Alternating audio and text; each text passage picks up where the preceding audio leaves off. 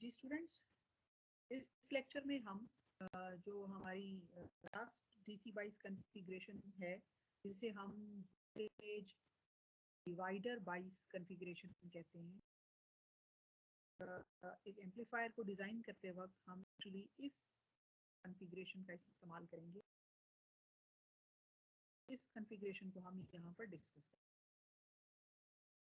ये जो कॉन्फ़िगरेशन है that is most efficient of configuration discuss अभी की है, ज़्यादा एफिशिएंट होती है कि ये बीटा डिपेंडेंसी जो है वो बिल्कुल ख़त्म कर देती है क्यू की, और किस तरह से करती है ये हम यहाँ पर डिस्कस करेंगे। क्योंकि बीटा टेम्परेचर डिपेंडेंट होता है, यानी कि टेम्परेचर के साथ ट्रांजिस्टर बहुत सेंसिटिव होता है, और जैसे ही टेम्परेचर ज़रा सा भी वेरी करता है तो ट्रांजिस्टर की जो आउटपुट है उसमें बहुत ज़्यादा वेरिएशन आ जाती है, और इस तरह से है वो डिस्टर्ब हो जाता है, यानी उसका जो ऑपरेटिंग पॉइंट है वो लीन अंदर वो फ्लक्चुएट कर। और एक एम्पलीफायर के लिए ये एक अच्छी बात नहीं है जो ये उसके ऑपरेशन को अफेक्ट करती है बैडली।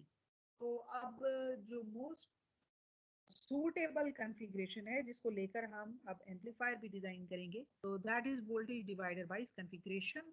इस कॉन्फ़िगरेशन को हम अब स्टडी करते हैं। तो अगर हम इस कॉन्फ़िगरेशन की बात करें तो ये कॉन्फ़िगरेशन हमने क्यों बनाई, ताकि हम बीटा डिपेंडेंसी को खत्म करें। आईपी जो है वो बीटा मल्टीप्लाइड होता है आईसी, यानी current gain is beta dependent. आपने देखा कि हमने जो सेकंड कॉन्फ़िगरेशन यानी जो मीटर बाइस कॉन्फ़िगरेशन थी उसके अंदर हमने आईबी की वैल्यू को इंतहाई मिनिमाइज कर दिया था ताकि वो सर्किट की बाकी वैल्यूज को इफेक्ट ना करे। और अभी हम इसी को हम मजीद इसमें इम्प्रूवमेंट लेके आएंगे जब हम ये वाला सर्किट इसके अंदर इस्तेमाल करेंगे, यानी कि इसमें हम इसे 4 रजिस्टर बाइस सर्किट भी कहते हैं। यानी आप देखेंगे यहाँ पे R1 और R2 का एक नेटवर्क जो है वो लगा हुआ है बेस के क्रॉस, बेस और मीटर के क्रॉस, और इस तरीके से ये देखें इसमें मीटर बाइस भी आ गया, और R2 एक इजाफी रेजिस्टेंस लगाई जाती है जो कि वोल्टेज डिवाइडर बाइस बना रही होती है। और ये है हमारी RC वैल्यू, और ये सर्किट जो है ये प्लस VCC से रन हो रहा होता है, और ये ब्लॉकिंग कैपेसिटर C1 है, और ये ब्लॉकिंग कैपेसिटर जो है C2 है। और इसके बाद हम यहाँ से हम आउटपुट किसी लोड को भेज रहे होते हैं, और ये एक एम्पलीफायर सर्किट है बेसिकली। लेकिन एसी हमने इसमें अभी एसी को हमने एज एन इनपुट इसमें हमने कंसिडर नहीं किया। We are only considering the DC biasing of this circuit. जब ये एम्पलीफायर बन जाएगा तो यही सर्किट जो है इसमें हम एसी सिग्नल को इंसर्ट कर देंगे, इसकी फीड कर देंगे, और वो एसी सिग्नल जो है वो यहाँ पे अपने गेन के मुताबिक, वोल्टेज गेन के मुताबिक एम्पलीफाई हो जाएगा। तो ये है वोल्टेज डिवाइडर बाइस कॉन्फ़िगरेशन, और यहाँ पर वो लगाया जाता है बाईपास कैपेसिटर जिसको हम एम्पलीफायर के केस में डिस्कस करेंगे। C3 कैपेसिटर होता है ये, और ये यहाँ पर हमें चूंकि फिलहाल इसकी जरूरत नहीं है तो इसलिए हम इसको चाहें तो हम इसको रिमूव भी कर दें, क्योंकि अभी हमने जो है वो AC और DC का कंपटीशन शुरू नहीं किया। We are only considering the DC biasing of this circuit. तो अगर हम इसका डीसी एनालिसिस करें, चूंकि ये डीसी बैटरी VCC से चल रहा है, तो डीसी एनालिसिस इसका जो है वो दो तरीकों से किया जाता है। लिटरेचर के अंदर दो तरीके हैं इसका डीसी एनालिसिस, यानी इसकी इनपुट आउटपुट लूप, इसकी आईबी करंट, इसकी तमाम वोल्टेजेस और करंट्स को कैलकुलेट करने के दो तरीके हैं। एक तो है एग्जैक्ट एनालिसिस। ये एग्जैक्ट एनालिसिस जो है ना, ये इसमें हम थेवेनाइज करते हैं सर्किट को, यानी कि थेवेनिन थ्योरम यूज किया जाता है, और इससे जो है स्टेप्स ऑफ कैलकुलेशंस बढ़ जाती हैं। और एक दूसरा जो है that is approximate analysis, that is approximate analysis, simple and used in majority cases। यानी कि ये जो approximate analysis है ना, ये simple भी है और ये near to accurate होता है, और इसको हम majority cases के लिए इस्तेमाल करते हैं। used in majority cases, यानी मेजॉरिटी केसेस जो हैं वो इस एनालिसिस का इस्तेमाल करते हुए उसमें कैलकुलेशंस की जाती हैं, and that is quite accurate. But इसमें हम अप्रोक्सीमेट करते हैं कुछ। तो अभी हम देखते हैं कि क्या अप्रोक्सीमेट हम कर रहे हैं। तो सबसे पहले हम बेस इमीटर लूप है, इसकी जो बेस इमीटर लूप है, यानी कि हम इसकी इनपुट लूप तो पहले डिस्कस करेंगे। So what is input loop? That is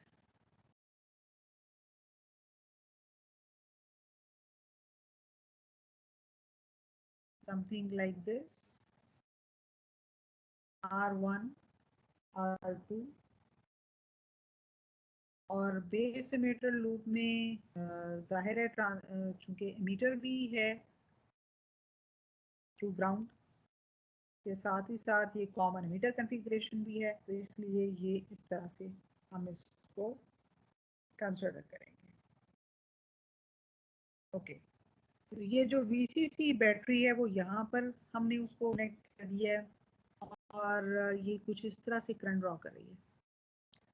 तो ये आई टोटल इस लूप का करंट था जो कि R1 रजिस्टर के अंदर से होता हुआ गुजरेगा, और इस नोड के ऊपर आकर अगर मैं इसको बेस नोड कहूँ, यानी कि ये VB है, ये बेस का नोड है, इस नोड के ऊपर आकर ये करंट डिवाइड होगा I2 में और IB में। तो इट मीन्स के जो आई टोटल या I1 करंट था ये फाइनली IB प्लस I2 में कन्वर्ट हो जाता है। ओके, और इसमें ये जो बेस करंट है आगे फिर ये चूंकि ये इनपुट है तो इसने डेफिनेटली इस तरफ जाना है, यानी कि ये IE में भी कन्वर्ट होगा। तो अगर मैं इसकी यहाँ पर इस चूंकि बेस करंट जो है ये ट्रांजिस्टर के अंदर जा रहे हैं, तो इट मींस कि ट्रांजिस्टर की इंटरनल रेजिस्टेंस जो है वो वो उस पर ये करंट डिपेंड करता है। तो इंटरनल रेजिस्टेंस जो थी वो हमने पिछली कॉन्फ़िगरेशन में डिस्कस की थी। हमने कहा था कि RE लगाने से जो है वो जो इसकी इंटरनल रेजिस्टेंस है, ट्रांजिस्टर की जो इंटरनल रेजिस्टेंस है, that becomes beta plus 1 into RE। या हमने मीटर बाइस कॉन्फ़िगरेशन में इसको डिस्कस किया एंड देन वी डिस्कस्ड कि 1 को भी हम ड्रॉप कर देते हैं तो ये बीटा RE बन जाती है। तो ये ट्रांजिस्टर की इंटरनल रेजिस्टेंस है जो ट्रांजिस्टर के अंदर से गुजरने वाला करंट होल्ड कर रही है, बेसिकली उसको लिमिट कर रही है। यानी बेस करंट जो है ना वो इस रेजिस्टेंस पे डिपेंड करता है and RE is very very large. ये जो वैल्यू है ना ये इस R2 से ये बहुत बड़ी है, तकरीबन आप यूं कह लें कि ये 10 गुना बड़ी होती है। यानी कि it means that almost this value is 10 times greater than R2। तो इट मींस के बीटा RE जो है, जो कि इंटरनल रेजिस्टेंस है, इंटरनल इंपीडेंस है, input impedance of input loop, transistor की इंटरनल वो रेजिस्टेंस है जो वो आने वाले सिग्नल को या इनपुट साइड के ऊपर जो भी वोल्टेज है उसको ये रेजिस्टेंस नजर आ रही है, और ये रेजिस्टेंस बीटा RE है, और ये तकरीबन तकरीबन तकरीबन 10 गुना होती है R2 के। तो इट मींस है कि यहाँ से गुजरने वाला तो करंट तकरीबन ना होने के बराबर हो जाएगा क्योंकि ये रेजिस्टेंस बहुत बड़ी है। अब RE, इसका मतलब है ये RE भी बहुत छोटी रह जाती है, और जो आने वाला करंट है उसको जो रेजिस्टेंस नजर आती है वो इनपुट रेजिस्टेंस ही होती है ट्रांजिस्टर की। RE भी हम निगलेक्ट कर देते हैं वहां पर। इसका मतलब है कि सर्किट का जो करंट जो ट्रांजिस्टर के अंदर दाखिल हो रहा है वो IB था यहाँ से, और वो एक्चुअली बीटा RE पे डिपेंड कर रहा है जो कि ट्रांजिस्टर की अंदरूनी रेजिस्टेंस है, और ये RE से भी बड़ी है, बीटा टाइम्स बड़ी है, आप देख लें। तो इसका मतलब है कि RE को भी इग्नोर कर दिया और यहाँ पे बीटा RE रह गया सिर्फ। सो इट मींस के इस पाथ के अंदर तो जाने वाला करंट इंतहाई कम होगा, और यही हमारा मेन मकसद है क्योंकि हम नहीं चाहते कि IB इतना बड़ा हो कि बीटा डिपेंडेंसी की वजह से क्यू पॉइंट डिस्टर्ब हो जाए। तो IB को हम निगलेक्ट ही कर देते हैं, हम कहते हैं कि ये इतना ज्यादा बड़ी रेजिस्टेंस है, इतनी ज्यादा अंदर इनपुट इंपीडेंस इतनी ज्यादा है कि IB नियरली नियरली जीरो है। तो अगर IB नियरली नियरली जीरो है अप्रोक्सीमेटली, जैसे कि हमने इसका नाम अप्रोक्सीमेट एनालिसिस रखा हुआ है, तो फिर इसका मतलब है कि जितना करंट I1 आ रहा था वो इस इक्वेशन पे डिपेंडेंट था। That equation is I2 plus IB, और अब ये इस पे रह गया है डिपेंडेंट सिर्फ, nearly it becomes equal to I2। तो इसका मतलब ये हुआ कि अगर ये दोनों करंट आपस में बराबर हैं तो ये रेजिस्टेंस R1 और R2 एक्चुअली सीरीज में लगी हुई है। तो अगर ये सीरीज में लगी हुई है तो मैं ये कर सकती हूँ कि मैं इसको तकरीबन, इस पाथ को तकरीबन निगलेक्ट कर दूं और सिर्फ इस लूप को सिर्फ R1 R2 और VCC के दरमियान कंसिडर करूं, तो ये मेरे पास वोल्टेज डिवाइडर रूल के मुताबिक मुझे पता चल जाएगा कि इस नोड पे जो करंट है वो तो IB इसके अंदर जा रहा था, वो तो 0 हो गया, और दूसरा जो करंट I2 था वो I1 के बराबर हो गया। अच्छा, अब इस नोड के ऊपर जो वोल्टेज थी वो VB के बराबर थी, तो वो VB एक्चुअली V2 के बराबर थी अगर गौर करें आप तो, यानी कि VB यानी बेस के ऊपर बनने वाली वोल्टेज, इस पॉइंट और ग्राउंड के दरमियान जो वोल्टेज है वो एक्चुअली R2 के अक्रॉस ड्रॉप है, यानी आप उसको ऐसे भी कह सकते हैं। ओके, तो R2 के अक्रॉस कितना ड्रॉप है? अगर मैंने R2 के अक्रॉस ड्रॉप देखना है तो मैं वोल्टेज डिवाइडर रूल लगा दूंगी, क्योंकि अब मुझे ट्रांजिस्टर की तो इम्पीडेंस बहुत हाई है, वो तो कुछ करंट ड्रॉ ही नहीं कर रहा और आई भी तकरीबन 0 है। इसका मतलब है कि बैटरी को सिर्फ ये वाली लूप नजर आ रही है R1, ये वाला पाथ हमने तकरीबन ब्लॉक कर दिया है, और ये सिर्फ ये नजर आ रहा है। तो इसमें अगर मैं यहाँ पर वोल्टेज निकालना चाहूँ VR2 और यहाँ पर वोल्टेज निकालना चाहूँ VR1, तो वोल्टेज डिवाइडर रूल लगा सकते हैं सिंपल। तो अगर मैं, मेरे लिए ये इंपॉर्टेंट है ज्यादा, ये वाली बेस के ऊपर जो बनने वाली वोल्टेज है VR2, ये बाद में हम बताएंगे कि क्यों इंपॉर्टेंट है। तो अगर हमने वोल्टेज डिवाइडर रूल लगाकर VR2 कैलकुलेट करना है तो एक्चुअली हम VB कैलकुलेट कर रहे हैं, यानी बेस के ऊपर बनने वाली वोल्टेज कैलकुलेट करें बेस और ग्राउंड के दरमियान। तो that is total battery voltage divider rule R2 ऊपर आ गई और total resistance of the circuit. तो इट मींस के इस तरह से हम जो है ना वो VB कैलकुलेट कर लेंगे। ओके, अब IB तो 0 है, तो सर्किट के अंदर जो इनपुट करंट है वो IE ही रह गया है अब सिर्फ, राइट? तो ये इनपुट करंट है।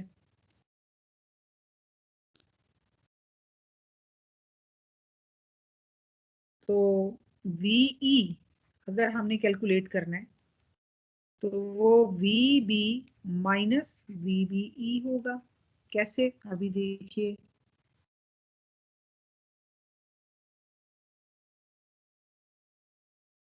ये है पॉइंट VE और ये पॉइंट है VB और ये पॉइंट है, ये टोटल वोल्टेज ड्रॉप है VBE। तो ये VE एक्चुअली RE के क्रॉस है, यानी RE और ग्राउंड के क्रॉस है। और ओके, और यहाँ पर जो है ये हम अगर इसकी वोल्टेज यहाँ पर अगर हम सिर्फ इसके क्रॉस बैटरी देखें तो वो इस तरह लगी हुई है। सो इट मीन्स के जो IE करंट है, IE करंट है वो VE ओवर RE के बराबर होगा। ठीक है, IB अब 0 हो गया है और ये इनपुट लूप से हमने IE निकाल लिया। अब हम आउटपुट करंट देखते हैं। सो आउटपुट लूप की हम बात करेंगे, इस सर्किट की आउटपुट लूप की। अब हम आउटपुट लूप देखते हैं। आउटपुट लूप बनाएं तो उसमें तो ये R1 R2 का नेटवर्क नहीं आएगा, उसमें तो वही आ जाएगा RC। बैटरी अब इधर लगा दी हमने, इस साइड पर लगा दी और RE आ गया।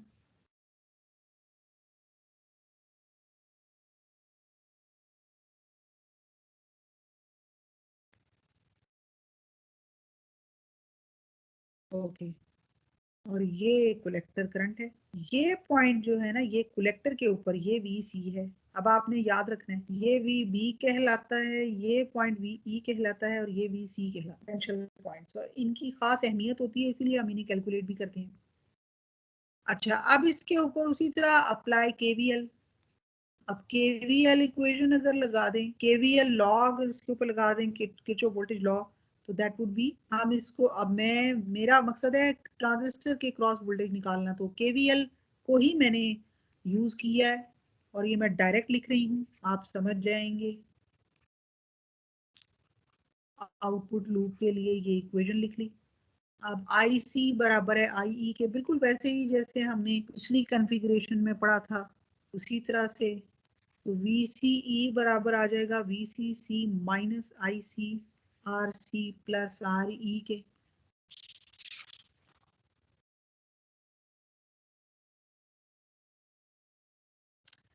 तो इस तरीके से हम इसकी जो है ना वो वैल्यू निकाल सकते हैं, जबकि आई सी बराबर है आई ई के, तो यही यही इसकी क्यू पॉइंट वैल्यूज होंगी, यानी कि ऑपरेटिंग वैल्यूज ये हैं इसकी जिन पर इसने ट्रांजिस्टर ने ऑपरेट करना है। और जब एम्पलीफायर बना होगा तो इन वैल्यूज के ऊपर ऑपरेट कर रहा होगा बेसिकली। तो यहीं से आप इनकी सैचुरेशन वैल्यूज भी निकाल सकते हैं। तो इट मींस के अगर आप गौर करें ना, तो पिछली कॉन्फ़िगरेशंस के अंदर जो आई सी क्यू था वो बीटा डिपेंडेंट हुआ करता था, या उसकी जो भी कोयन थी वो बीटा डिपेंडेंट थी। इस केस के अंदर गौर कीजिए, ये आई ई डिपेंडेंट है और ये बीटा इंडिपेंडेंट है। तो ये 4 रजिस्टर बाइस या आपकी जो वोल्टेज डिवाइडर बाइस कॉन्फ़िगरेशन है, इसकी सक्सेस ये है, इसकी जो एडवांटेज है वो ये है कि क्यू पॉइंट इसमें बहुत ज्यादा स्टेबल हो जाता है because it is beta independent. और इसी वजह से वोल्टेज डिवाइडर बाइस कॉन्फ़िगरेशन को हम आम तौर पे एम्पलीफायर डिज़ाइन के अंदर इस्तेमाल करते हैं।